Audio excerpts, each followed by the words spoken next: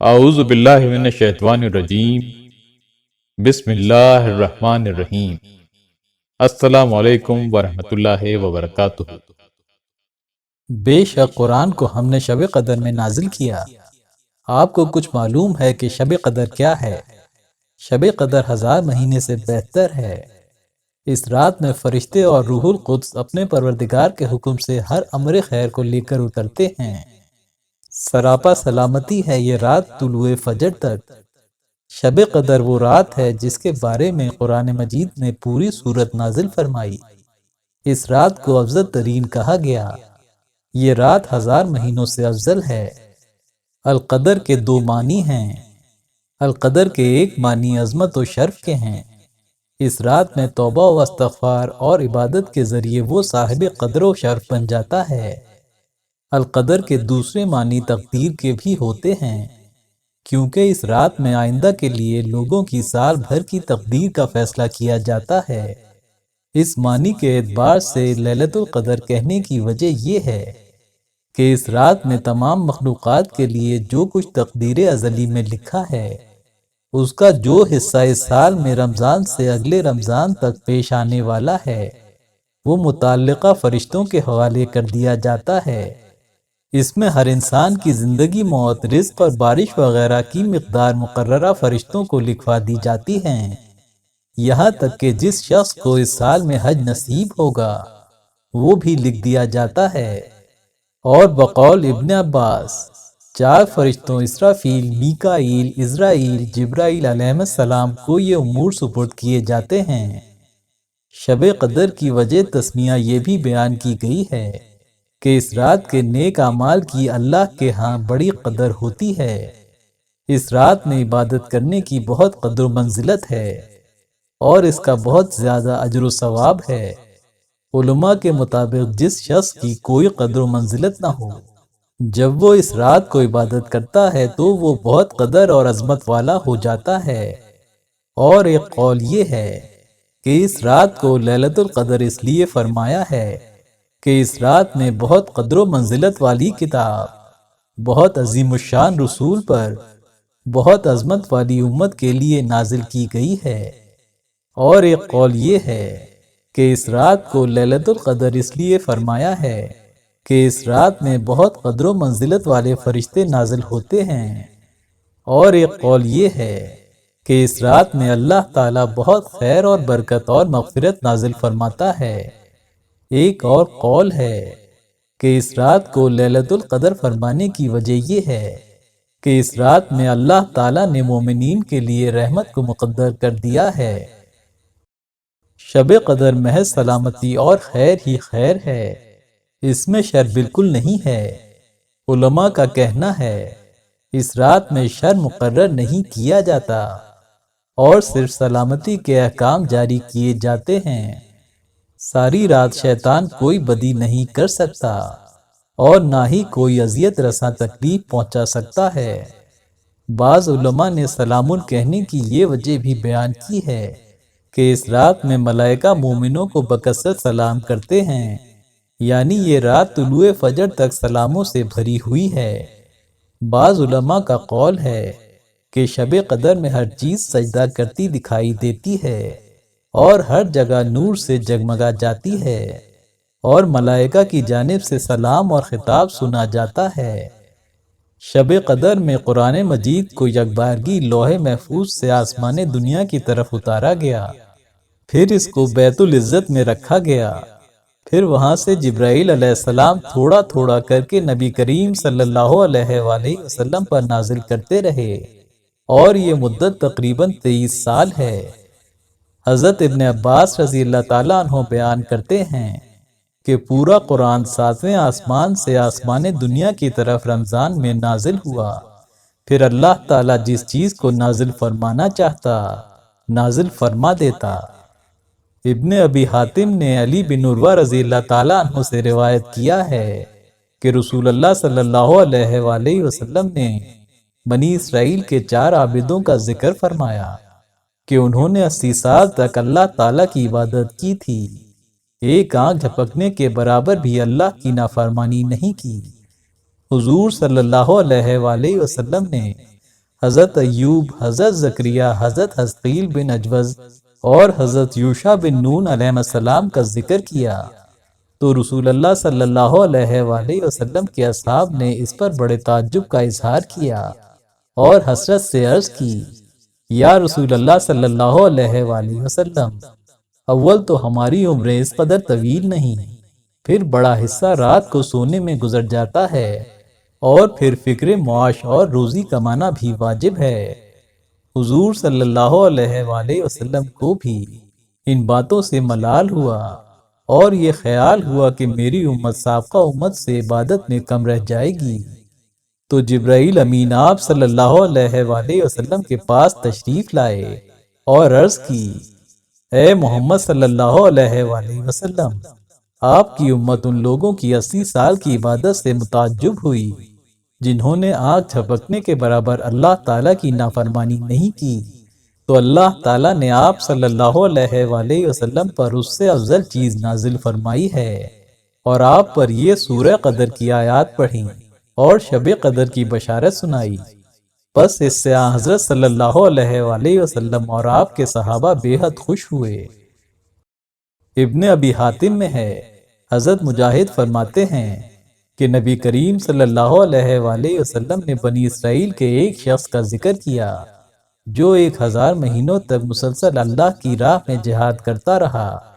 مسلمانوں کو یہ سن کر تعجب معلوم ہوا تو اللہ عز و جل نے سورہ قدر نازل کی جس میں اس امت کے لیے صرف ایک رات کی عبادت کو اس مجاہد کی عمر بھر کی عبادت یعنی 1000 مہینے سے افضل قرار دیا۔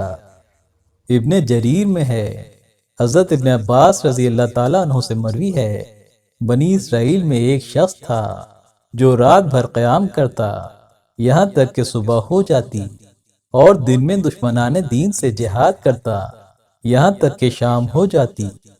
وہ 1000 مہینے تک ایسا ہی کرتا رہا۔ وہاب بن منبع نے کہا، وہ شخص مسلمان تھا، اس کی ماں نے اللہ تعالیٰ کی رضا کی خاطر یہ نظر مانی تھی۔ وہ شخص ایسی بستی میں رہتا تھا جہاں پر لوگ بتوں کی عبادت کیا کرتے تھے۔ اس نے اکیلے ہی جہاد کرنا شروع کر دیا۔ وہ ان کے ساتھ اونٹ کے جبڑے سے جہاد کیا کرتا تھا اور اسے پیاس لگتی تو دونوں جبڑوں کے درمیان سے میٹھا پانی نکلتا جسے وہ پی لیتا۔ اسے ایسی قوت دی گئی تھی کہ لوہا وغیرہ اسے درد نہیں دے سکتا تھا۔ اس کا نام شمسون تھا۔ حضرت کعب الاحبار نے کہا، وہ آدمی بنی اسرائیل کا ایک بادشاہ تھا جس نے کوئی اچھا کام کیا۔ اللہ تعالیٰ نے اس زمانے کے نبی کی طرف وحی کی کہ فلاں کو کہو وہ کوئی آرزو کرے۔ اس نے یہ عرض کی، اے میرے رب، میں آرزو کرتا ہوں کہ میں اپنے مال اولاد اور جان کے ساتھ جہاد کروں۔ اللہ تعالیٰ نے اسے 1000 بچے دیے۔ وہ اپنے مال کے ساتھ لشکر میں بچے کو تیار کرتا اور اسے مجاہد کے طور پر اللہ کی راہ میں بھیج دیتا۔ وہ بچہ 1 ماہ تک جہاد کرتا اور شہید ہو جاتا۔ پھر وہ شخص دوسرا لشکر تیار کرتا اور اپنے دوسرے بچے کو روانہ کرتا۔ اس کا ہر بچہ 1 ماہ میں شہید ہو جاتا، اور اس کے علاوہ وہ بادشاہ رات کو عبادت کرتا اور دن کو روزے رکھا کرتا۔ اس کے 1000 بچے 1000 ماہ میں شہید ہو گئے۔ پھر وہ خود آگے بڑھا، اس نے جہاد کیا اور شہید کر دیا گیا۔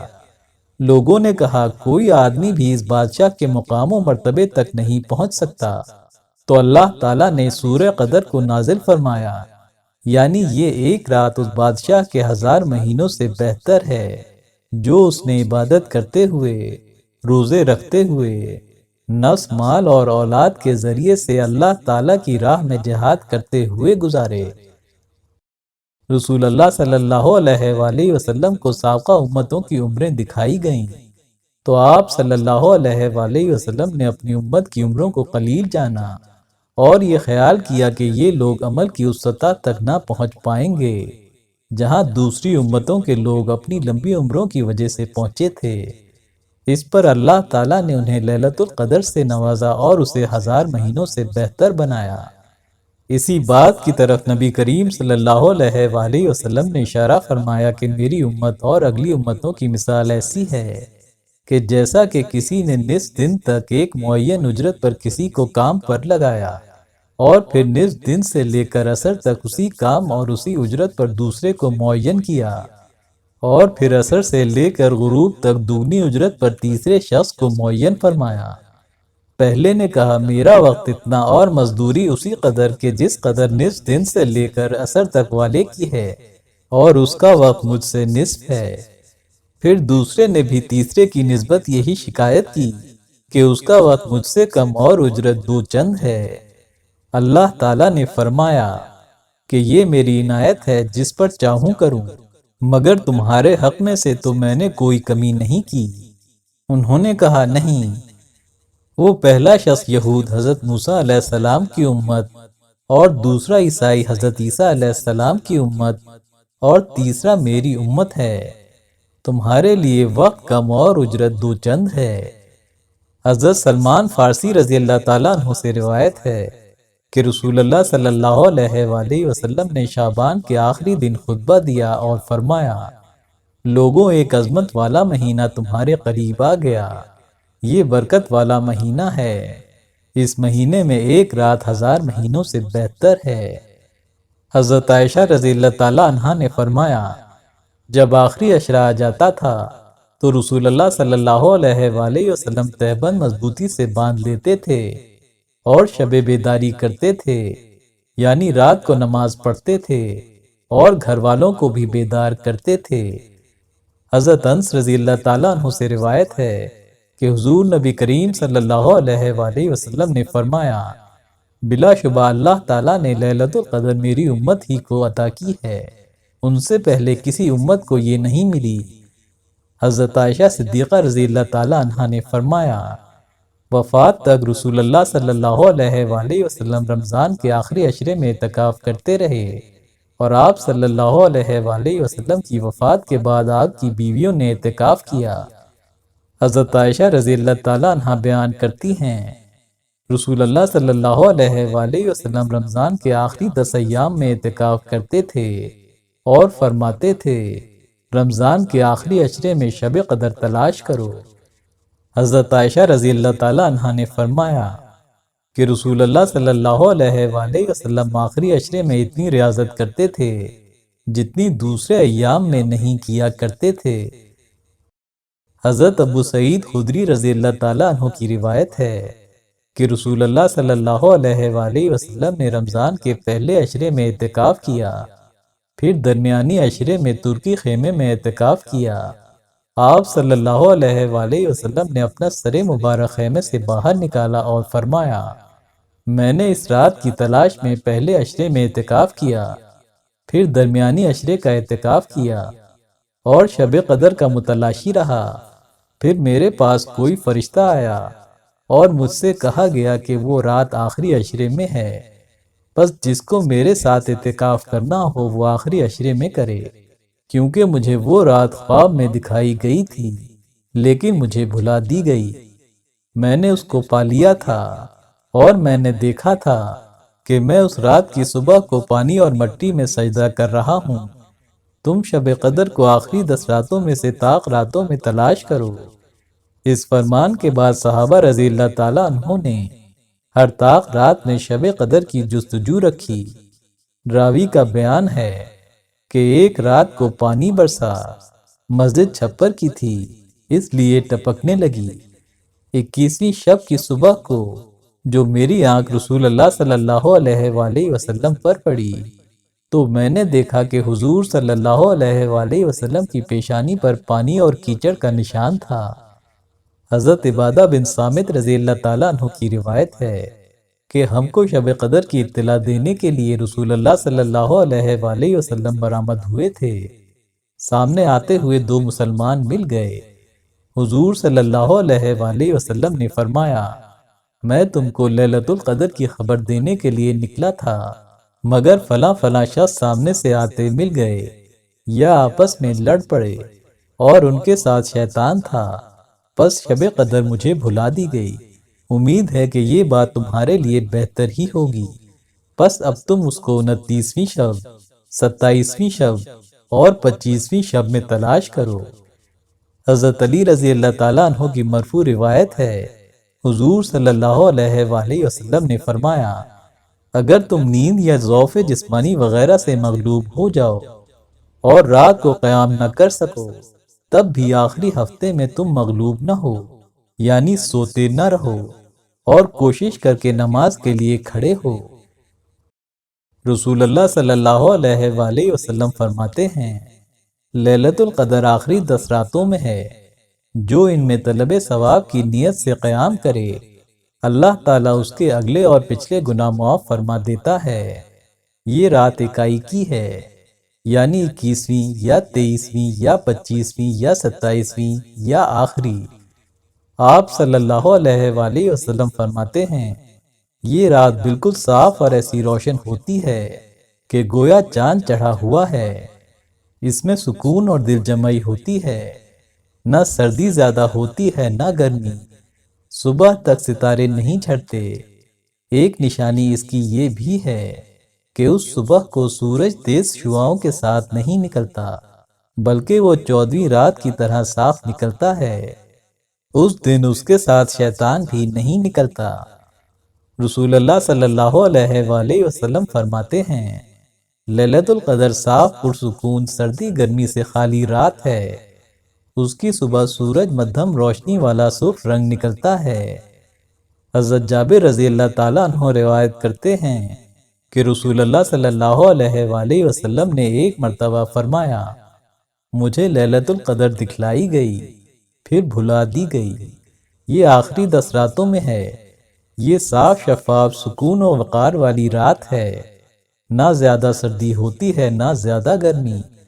اس قدر روشن ہوتی ہے کہ یہ معلوم ہوتا ہے گویا چاند چڑھا ہوا ہے۔ سورج کے ساتھ شیطان نہیں نکلتا یہاں تک کہ دھوپ چڑھ جائے۔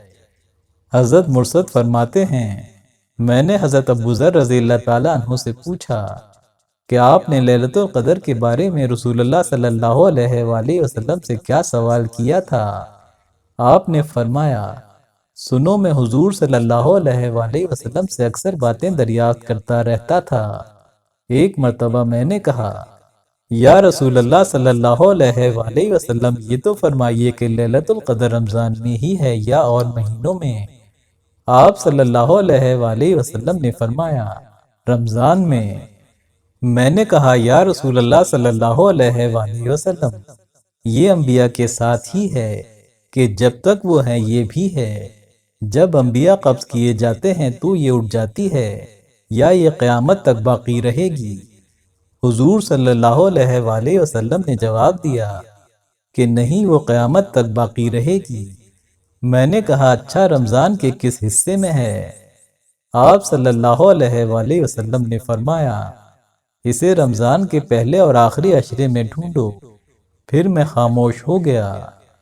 آپ صلی اللہ علیہ وآلہ وسلم بھی اور باتوں میں مشغول ہو گئے۔ میں نے پھر موقع پا کر سوال کیا کہ حضور صلی اللہ علیہ وآلہ وسلم، ان دونوں عشروں میں سے کس عشرے میں اس رات کو تلاش کروں؟ آپ صلی اللہ علیہ وآلہ وسلم نے فرمایا، آخری عشرے میں، بس اب کچھ نہ پوچھنا۔ میں پھر چپکا ہو گیا، لیکن پھر موقع پا کر میں نے سوال کیا کہ حضور صلی اللہ علیہ وآلہ وسلم، آپ کو قسم ہے، میرا بھی کچھ حق آپ پر ہے، فرما دیجئے کہ وہ کون سی رات ہے؟ آپ صلی اللہ علیہ وآلہ وسلم سخت غصے ہوئے۔ میں نے تو کبھی آپ کو اپنے اوپر اتنا غصے ہوتے ہوئے دیکھا ہی نہیں۔ آپ صلی اللہ علیہ وآلہ وسلم نے فرمایا، آخری ہفتے میں تلاش کرو، اب کچھ نہ پوچھنا۔ حضرت عائشہ رضی اللہ تعالیٰ عنہ کی روایت ہے کہ رسول اللہ صلی اللہ علیہ وآلہ وسلم نے فرمایا کہ شب قدر کو رمضان کی آخری 10 راتوں میں سے طاق رات میں تلاش کرو۔ ام المومنین حضرت عائشہ صدیقہ رضی اللہ تعالیٰ عنہ نے حضور صلی اللہ علیہ وآلہ وسلم سے پوچھا کہ اگر مجھے لیلۃ القدر مل جائے تو میں کیا دعا پڑھوں؟ آپ صلی اللہ علیہ وآلہ وسلم نے فرمایا، اللہم انک عفو تحب العفو فاعف عنی۔ اے اللہ، تو درگزر کرنے والا اور درگزر کو پسند فرمانے والا ہے، مجھ سے بھی درگزر فرما۔ حضرت انس رضی اللہ تعالیٰ عنہ کی روایت ہے کہ رسول اللہ صلی اللہ علیہ وآلہ وسلم نے فرمایا، جب شب قدر ہوتی ہے تو جبرائیل علیہ السلام ملائکہ کی فوج کے ساتھ اترتے ہیں۔ اس وقت جو شخص کھڑا یا بیٹھا اللہ کی یاد کر رہا ہوتا ہے اس کے لیے دعائے رحمت کرتے ہیں۔ ایک حدیث میں آتا ہے کہ اس رات میں اترنے والے فرشتوں کی تعداد صحراؤں اور دریاؤں میں پڑی ہوئی ریت کے ذرات سے بھی زیادہ ہوتی ہے، مگر وہ دعا اور استغفار صرف انہی لوگوں کے لیے کرتے ہیں جو اس رات عبادت میں مصروف رہ کر اپنے اللہ کو راضی کرتے ہیں۔ بعض بدبخت لوگ ایسے بھی ہوتے ہیں جنہیں اس بابرکت رات میں بھی معافی نہیں ملتی۔ حدیث شریف میں آتا ہے، جو شخص مسلسل شراب نوشی کرتا ہے، ماں باپ کا نافرمان ہے، شرک کو نہیں چھوڑتا، لوگوں سے قطع تعلقی کرتا ہے، کینہ پرور ہے، ایسے شخص کو اس رات کی فیوز و برکات سے کچھ حاصل نہیں ہوتا، وہ محروم رہتا ہے۔ حضرت ابن عباس رضی اللہ تعالیٰ عنہ سے مروی ہے کہ نبی کریم صلی اللہ علیہ وآلہ وسلم نے ارشاد فرمایا، جب لیلۃ القدر ہوتی ہے تو وہ فرشتے نازل ہوتے ہیں جو سدرۃ المنتہا کے مکین ہوتے ہیں، ان میں حضرت جبرائیل امین ہوتے ہیں، ان کے ساتھ نور کے جھنڈے ہوتے ہیں۔ جب وہ زمین پر اترتے ہیں تو جبرائیل علیہ السلام اور باقی فرشتے 4 جگہوں پر اپنے جھنڈے گاڑ دیتے ہیں، ایک کعبۃ اللہ پر، ایک سرکار دو عالم صلی اللہ علیہ وآلہ وسلم کے روضے پر، ایک بیت المقدس کی مسجد پر اور ایک طور سینا کی مسجد پر۔ پھر جبرائیل علیہ السلام کہتے ہیں کہ زمین پر پھیل جاؤ، پھر فرشتے تمام زمین پر پھیل جاتے ہیں۔ وہاں پہنچ کر فرشتے تسبیح و تقدیس کرتے ہیں اور کلمہ پڑھتے ہیں۔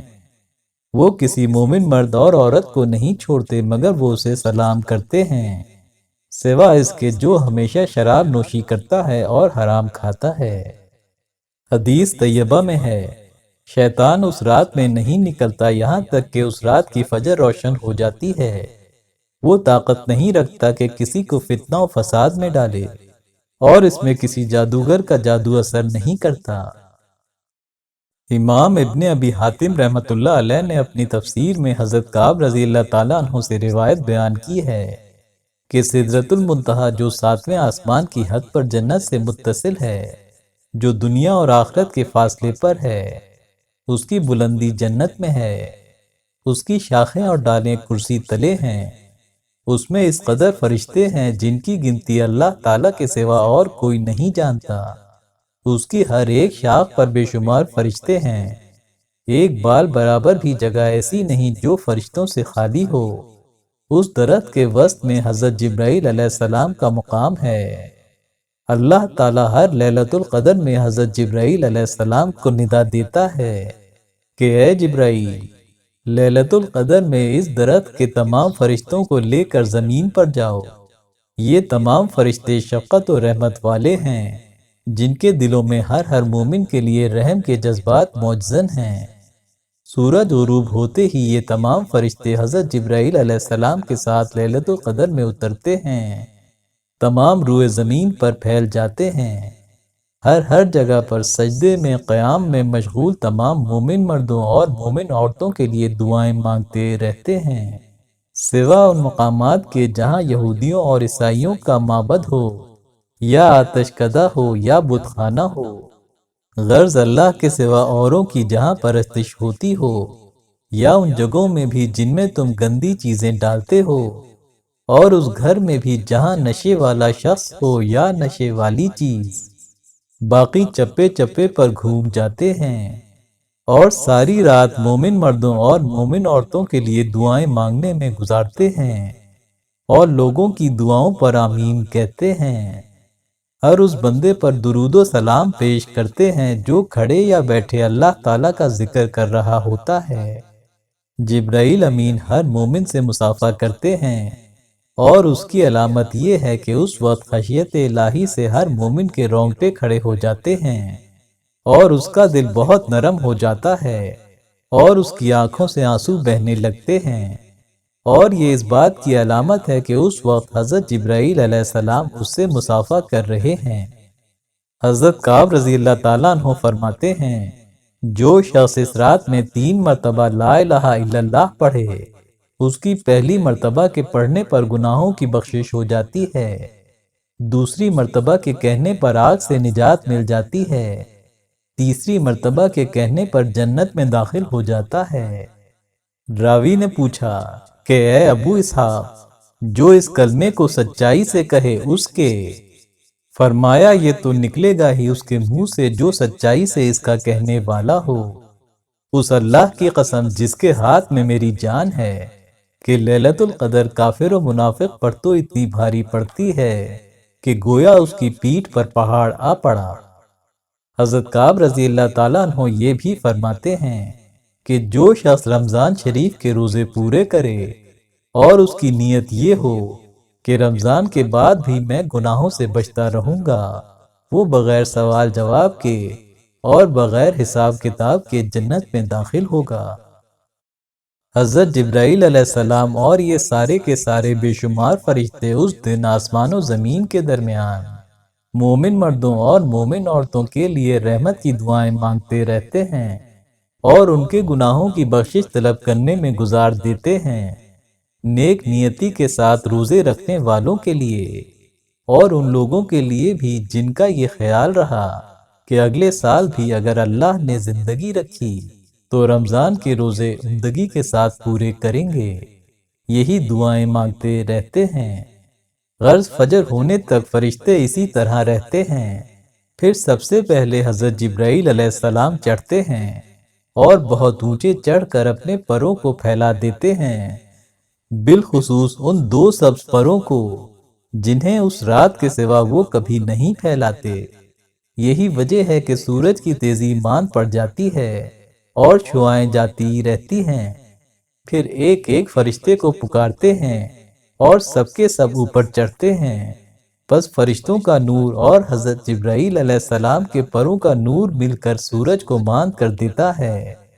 اس دن سورج متحیر رہ جاتا ہے، صبح کو دنیا کے آسمان پر چڑھ جاتے ہیں، وہاں کے تمام فرشتے حلقے باندھ باندھ کر ان کے پاس جمع ہو جاتے ہیں اور ایک ایک مرد اور ایک ایک عورت کے بارے میں ان سے سوال کرتے ہیں اور یہ جواب دیتے ہیں، یہاں تک کہ وہ پوچھتے ہیں کہ فلاں شخص کو اس سال تم نے کس حالت میں پایا؟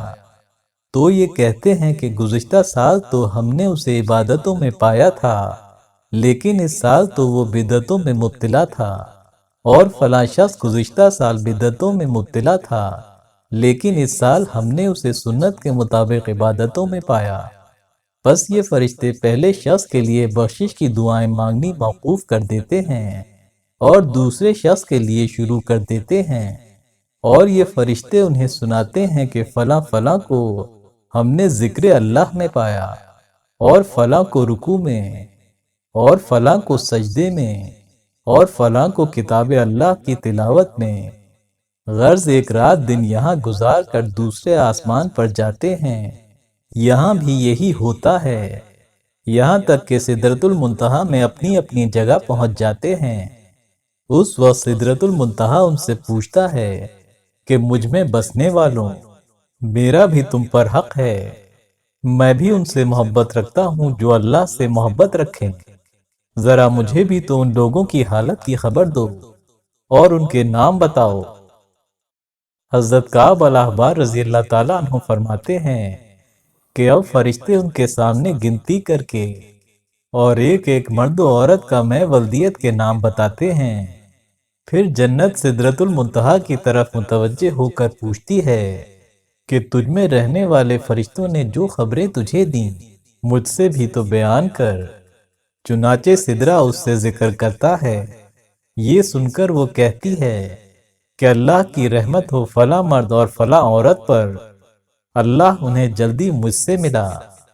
سدرۃ المنتہا جنت الماوا، جنت نعیم، جنت عدن اور جنت الفردوس سے ہوتے ہوئے وہ فرشتے عرش الہی پر پہنچیں گے، وہاں عرش الہی آپ کی امت کی مغفرت پر شکریہ ادا کرے گا اور کہے گا، اے اللہ، مجھے خبر پہنچی ہے کہ گزشتہ رات تو نے محمد صلی اللہ علیہ وآلہ وسلم کی امت کے صالحین کو بخش دیا اور گناہ گاروں کے حق میں نیکوکاروں کی شفاعت قبول کر لی۔ اللہ تعالیٰ فرمائے گا، اے عرش، تم نے سچ کہا۔ محمد صلی اللہ علیہ وآلہ وسلم کی امت کے لیے میرے پاس بڑی عزت اور کرامت ہے، اور ایسی نعمتیں ہیں جن کو کسی آنکھ نے دیکھا، نہ کسی کان نے سنا، نہ کسی کے دل میں ان نعمتوں کا کبھی خیال آیا۔